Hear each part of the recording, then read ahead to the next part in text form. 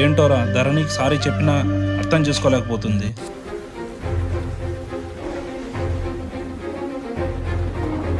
ఎంత పని చేసావురా? మా అక్క లైఫ్ అనవసరంగా నాశనం చేసావు కదరా. ఛీ! అసలు మా అక్కకి ఇలా చేయడానికి నీకేం హక్కుంది? అది కాదు జనని, ఏదో తొందరపాటు. తొందరపాట? నువ్వు చేసింది ఏమన్నా చిన్న పనా? తొందరలో చేసా అనేకి ఒక అమ్మాయికి జీవితమే లేకుండా చేసావు కదరా. అదే మీ అమ్మకో చెల్లికో అయితే ఇలాగే చేస్తావా? ఆఫ్టర్ ఆల్ నీ ప్రేమను యాక్సెప్ట్ చేయలేదని యాసిడ్ పోస్తావా?